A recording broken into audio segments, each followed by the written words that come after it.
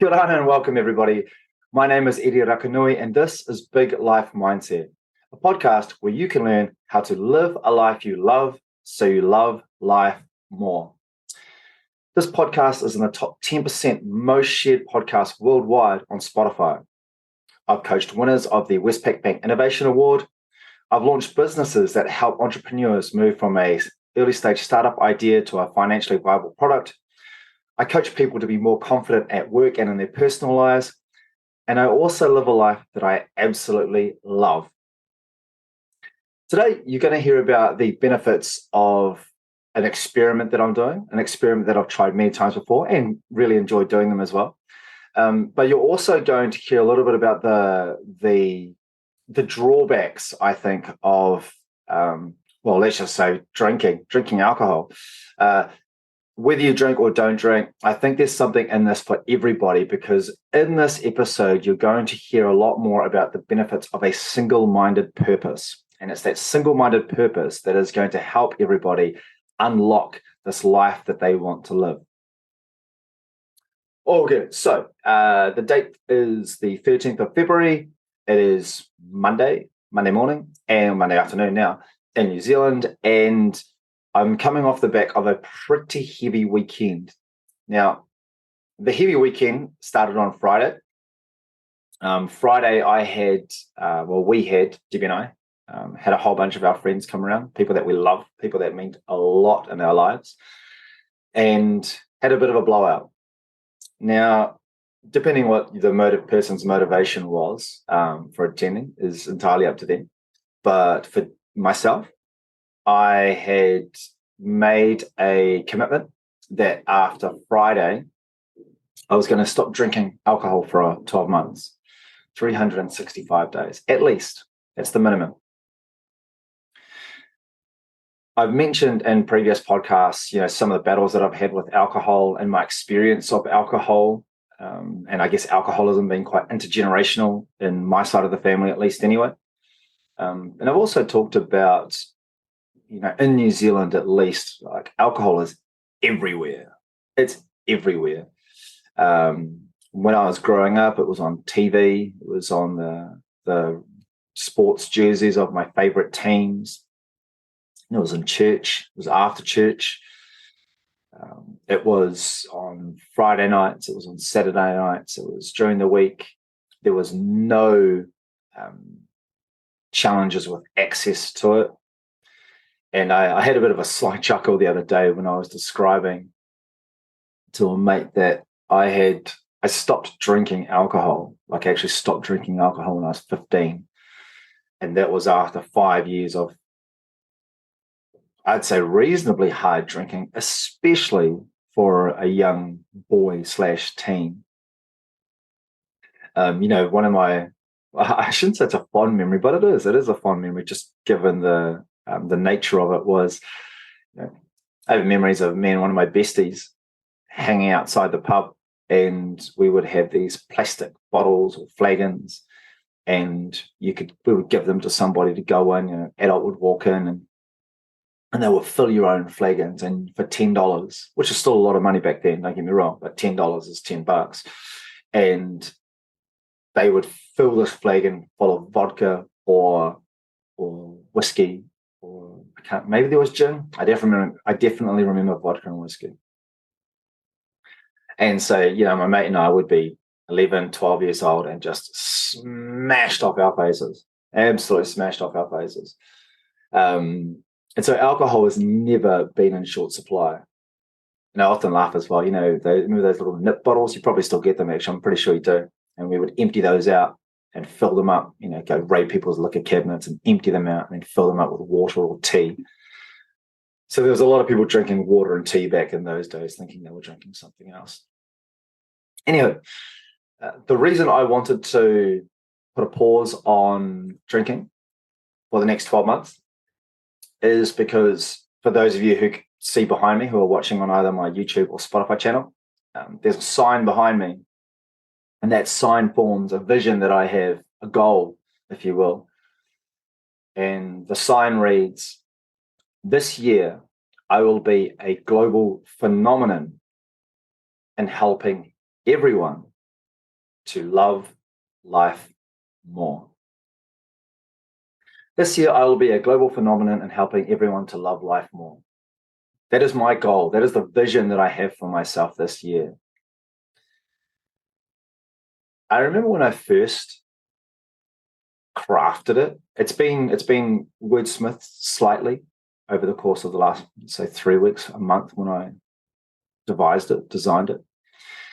And I remember when I first put pen to paper, or at least the idea was germinating in my mind.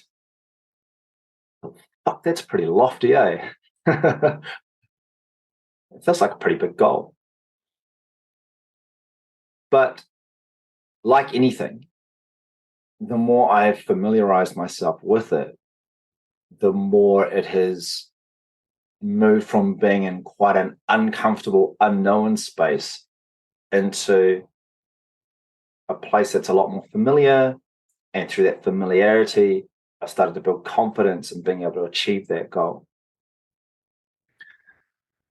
And so when I talk about single-minded purpose, that is my single-minded purpose.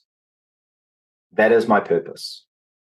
I have a number of other purposes, by the way, but this one, when I talk about single-minded purpose for what I'm going to achieve in my life this year, that's it. That's the one.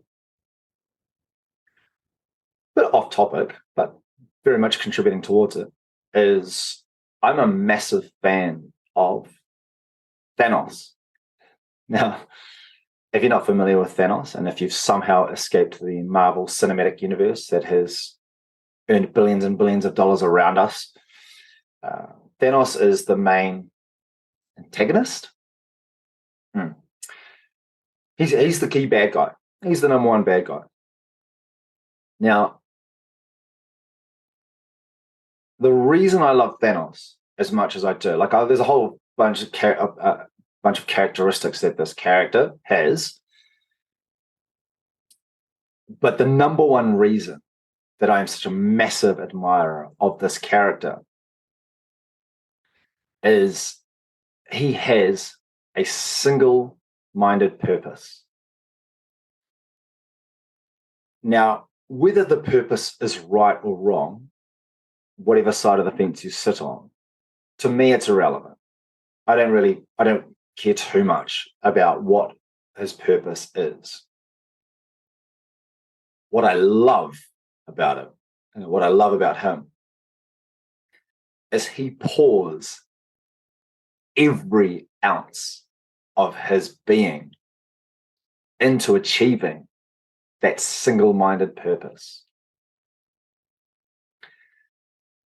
And by doing that, by him living his life in the way that he does, he actually gives a whole bunch of other people their purpose as well. Their purpose becomes they've got to stop him, or else they're on his side. So it's for and against kind of thing. But a whole bunch of people assemble themselves in a team. They're called the Avengers. But without Thanos, you don't have this assembling of stars at the other side. But irrespective of the impact that it has on anybody else, I simply love the idea of having a single-minded purpose. Because with that single-minded purpose comes that focus. Now, there is a diagram that Eric Nuzum, I hope I pronounced it right, he's a podcasting guru, if you will.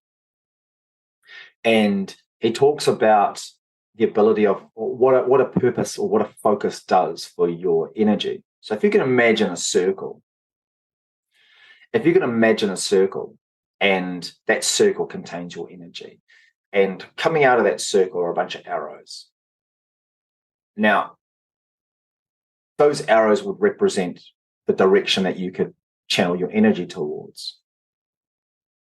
And you'd make a little dents here and there, cover a lot of bases, and that's fine. However, if you channeled all of that energy into your focus, or as I like to say, your single-minded purpose, then the headway that you make in that direction is significant, because all those other uses of your energy are now channeled into it and they all drive you in that one direction.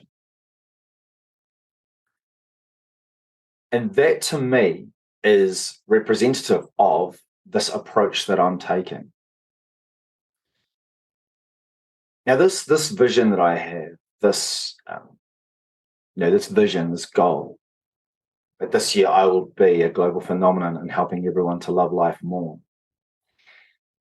By writing that down, and once again, if you can see the video, you can see it's big and it's bold and it's right behind me. And I actually repeat this phrase when I wake up in the mornings as well. Like this is my driver at the moment. It means that I get to quickly filter things on this thing that I'm doing right now. Is this going to help or hinder me in achieving this goal? And I can take quite a binary approach to things as well. I look at it. Is it going to help? Yes. Right. We're still doing it. Is it not going to help? Kick it to the curb. When I look at the things in my life that are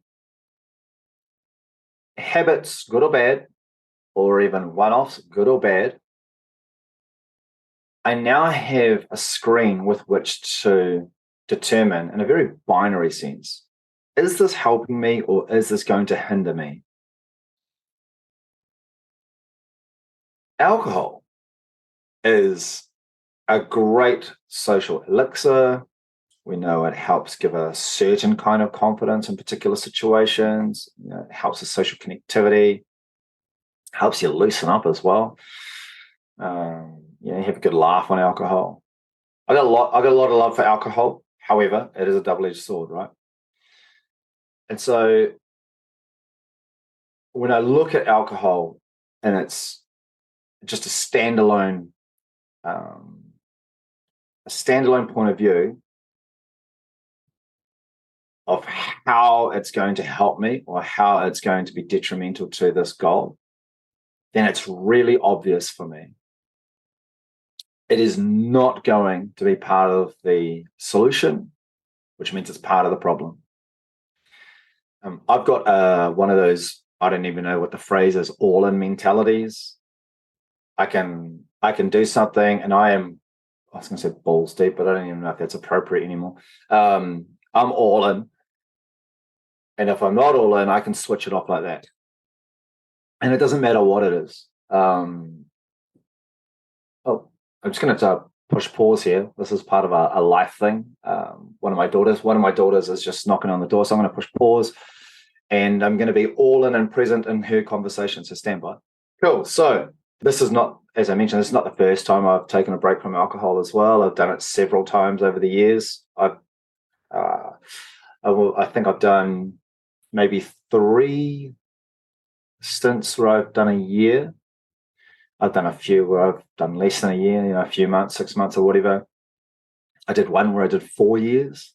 That was a biggie.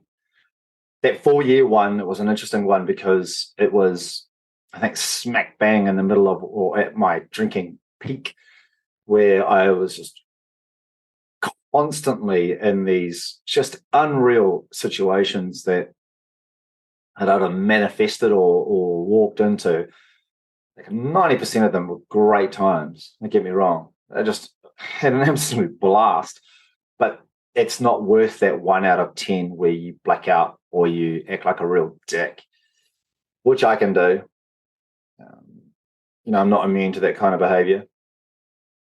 And so for me, this is it's a challenge, and I don't need people to support me because I'll do it anyway. It's nice to get the support, but I also know that, after doing 4 years and just saying, actually, I'm not going to drink now, and going for that long, it's just like, oh, well, it is what it is now.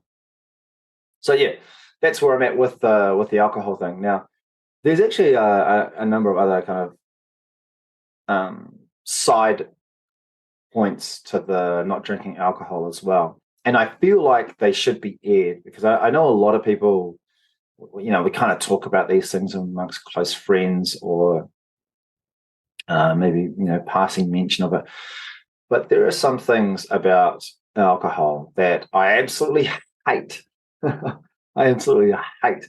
When I say alcohol, I don't mean pointing the finger at alcohol like, hey, alcohol, it's your fault. I mean, it's like, hey, Eddie, when you're on booze, when you're drinking, these are the things about yourself that you really don't like. The hangovers are one thing. So the hangovers and how they slow you down are just terrible. And I do think that there is a thing about as you get older, the hangovers get more impactful. I remember back in the day being able to get on the piss. So, that's Kiwi vernacular. Drink heavily on Friday, play a game of rugby on Saturday, and then drink again on Saturday night and just feel like amazing on Sunday or even Monday.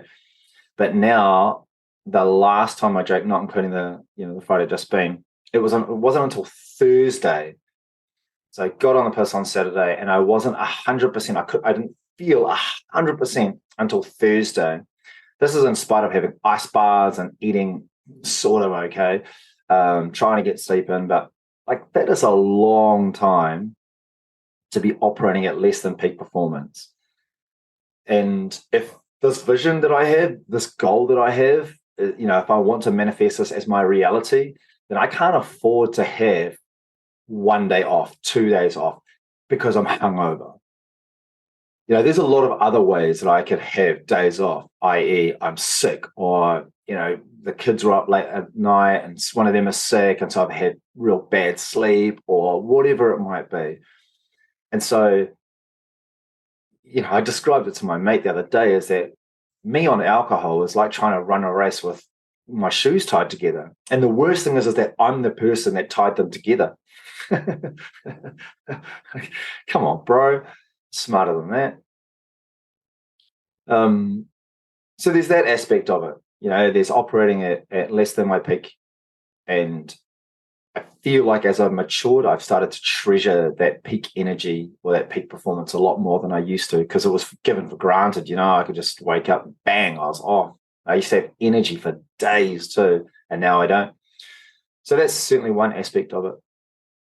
Another one is there's this feeling of people describe it as remorse, and I get it.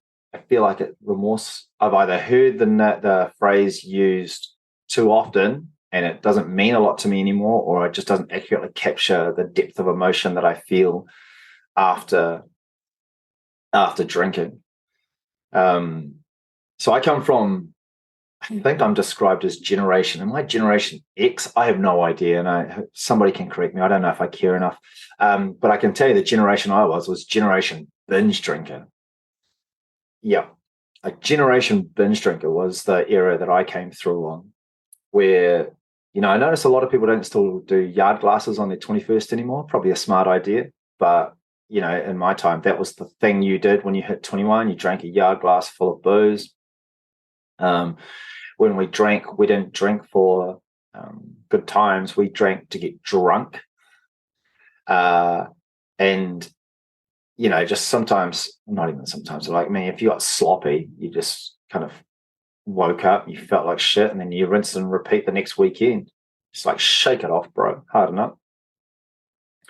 And so a lot of that factors into, I guess, the type of drinking that I have both done myself and experienced with my peers, with my mates. And that takes I'll just use some remorse. That remorse of waking up the next days after, and thinking, fuck, why did I do that for? Why did I do that for? Or worse, and not entirely uncommon, waking up and not being able to remember what you did, or just having a flash of a memory. And sometimes it's an inaccurate memory, like your brain is just like joined two dots that didn't actually join up in the first place, but it's crafted a memory for you. Man, I don't know about other people, but that takes a mental toll on me. And sometimes I call it a significant mental toll. And I imagine it is, but I guess significant depends on your perspective. But for me, just the fact that I think about it for days afterwards is far too expensive a price to pay for something that was meant to be enjoyable and certainly stopped being memorable. So that's another key reason why I'm pushing pause, maybe permanently, who knows? I haven't thought that far ahead, but I certainly know that, my single-minded purpose has given me the motivation to say, man, if I want to do this in 12 months, this is what, this is an action that I want to take. And it's not even a sacrifice. It's just an action I want to take. I feel like I've done enough drinking over the course of my life that if I don't drink another drop for the rest of it, it's not like I've missed out on anything. I feel like, if you go through some of the episodes that I've recorded, and then you'll see some of the shit that I got up to. And that's not even, man, I feel like I still want to do an R18 version of some of the other things that I've got up to, because they definitely warrant airtime. I just don't know if everybody's ready to hear them.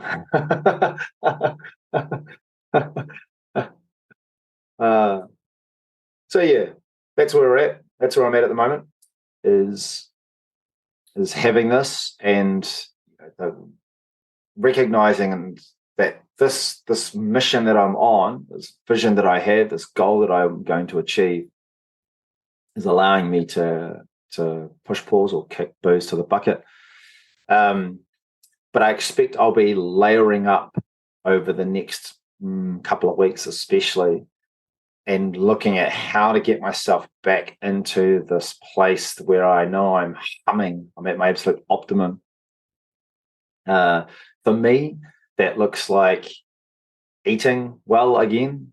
I've been terrible at eating lately. And here's another thing, right? If you get on the booze on a Friday and it's a biggie, then Saturday all you want is deep fried anything. And then Sunday you're just like, oh, I feel so shit after eating all that food. I may as well just double down. Which was the case in point for myself, and I won't mention any other names, but definitely myself in this household, where went down to the shop, walked away with a packet of Shrewsbury's, 2 packets of Tim Tams, 2 packets of Toffee Pops, and a block of chocolate, and other stuff maybe mixed in there as well. So, none of this stuff's good for you, and that's all from one experience, one night of getting on it. If you're struggling with drinking alcohol, and there have definitely been times in my life where I have struggled a lot more than I am now. If you're struggling with managing alcohol, there's a lot of little things you can do. So I'll share some tips and tricks, because this is not just from inside my own head. Like I checked myself into AA. I feel like I've mentioned this before, but if I haven't, ta-da! And when I was in my early 20s, mid 20s, and I think it might have been after that I decided to do that 4-year stint. But anyway, there's some really clever things you can do. So I describe myself as a situational alcoholic. I can not drink for as long as I want. Don't even notice it sometimes. Most times I don't even notice it. I'm my own party in my head, so it doesn't, alcohol can be a yay or nay either way. But if I'm in a situation, say a barbecue cookout in North America, if I'm in one of those situations, if I'm standing around the barbecue, I feel like I'm meant to have a beer in my hand. I'll be standing there, and I'll, if I'm wearing a hoodie or something with pockets in the front, I'll put my hands in my pocket. And I'm like, something feels wrong with my hands. I feel like I'm meant to be doing something. So I take my hands out, and I haven't done this once. I've done this numerous times, all right? And I see other people doing this as well. That's how I can speak from experience. Put my hands in my pocket. I'm like, nah, something doesn't feel right. And I'll put my hands in my jeans or my track pants or whatever I'm wearing, shorts. I'm like, nah, it still doesn't feel right. What the hell's going on? And that's when it always clicks. I'm like, I feel like I'm meant to have a beer in my hand. And if I put a beer in my hand, it's like putting their head on Voltron. And I'm like, right. That all clicks together now. That makes sense. This works now.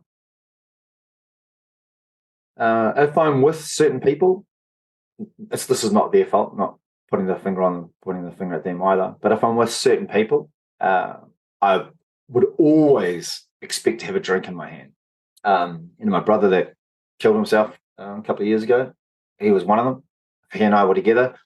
It was just a natural instinct to have a beer in my hand. I've still got a couple of mates that we're pretty much like that. We love driving each other to the cliff and beyond. And so it's about being more mindful of those situations. So if you're one of these people that, like me, you find there are just certain situations that it's like it's almost like you've programmed yourself into believing that this is the expected behavior for you in this type of situation. Then there's a number of things you can do. One of them is just to simply avoid those situations entirely. That sounds like throwing out the baby with the bathwater, but it's not. So when I did that 4-year stint that I mentioned, that was what I did for the first, I feel like 6, maybe 9 months. Hard to tell by now, but yeah, it was a good half year before I hung out with the people that I ordinarily hang out with, and I was avoiding events like the plague. And that wasn't a reflection on them, obviously. It was simply a reflection of this challenge that I'm working through. I can either help it, I can do things that are going to be part of the solution, or I can do things that are going to be part of the problem. Me going to an event 2 months after I've stopped drinking, me going to an event with all of my mates, and we're all pissheads, all of my mates, and we're at a barbecue, and it's a big event. It's like someone's birthday or something. I'm setting myself up for failure, or at least setting myself up to have too much temptation put in my own face by attending that event. So I was mad about rugby back then, and there was a rugby game on in town, and I had a chance to go to it, and I just declined. I said, "Nah, man, this goal that I have is going to be tested too hard too soon." And it's not that I don't want to hang out with you guys anymore, and it's not that I don't love that event, but right now, where I am at this stage of the game, I just need to build up my familiarity with not drinking anymore. So I'm just going to pull myself out of those environments. Now, the effect of that is going to be quite startling on the people that you know and love. Being able to say to people, I actually need a break from drinking, and I need this for my own health, and I need this for the health of the people that I love, and the love of the people that I love. If you put that out to people and they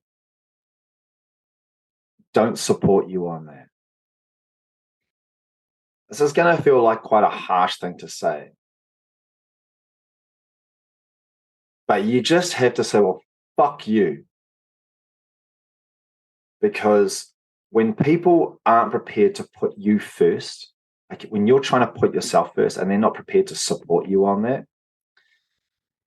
because of their own selfish needs to get on the piss and have you around to play whatever role that you're meant to be playing while you're all drinking, then you got to make some tough calls.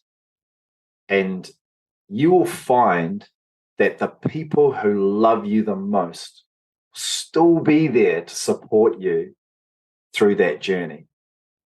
And the people who are using you because you feel a need for them, those are the people that won't be.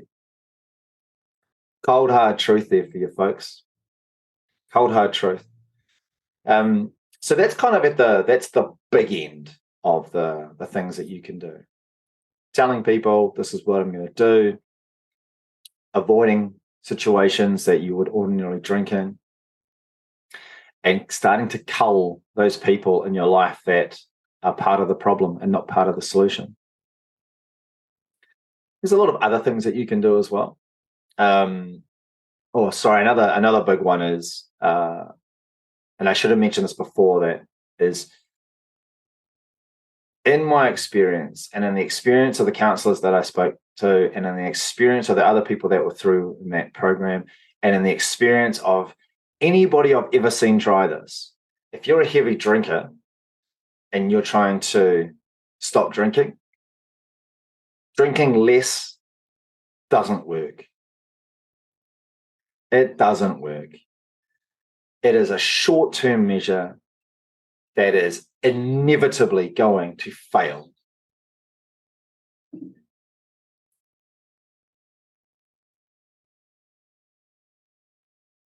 So I'm going off there. Yeah, I just, I can't express this enough. I've seen so many people try this, myself included. I'll talk about that another time, where you try to just drink less and it doesn't work. I don't know if I've ever seen somebody be, and I guess it depends which end of the spectrum you sit on. Like for me, when I say it doesn't work, I'm talking about myself and the people who I'm tight with, and we're like heavy drinkers, binge drinkers, dropping down to 6 beers a weekend or something. That'll last for a month, 3 months, 8 months, whatever. But sooner or later, you're going to go back. Sooner or later, like that train's still waiting at the station for you, and it's just going to welcome you aboard. So, yeah, I wouldn't encourage it. If you're going to try and give up drinking, just shoot it dead. Just put a bullet in it, saying no, thank you. Okay, so that's like quite the heavy end of managing drinking, right? At the other end is if it makes more sense to kind of incrementally walk your way towards that, rather than going cold turkey. It's like, actually, I want to move into a place where I can manage it a lot better, and then just kind of revisit it from there, or manage it better with the view to stopping it altogether. Some cool little tricks, like when you have a drink, you always put your drink down after you've had a sip. And when you put your drink down, and so what that does is it breaks the flow, right?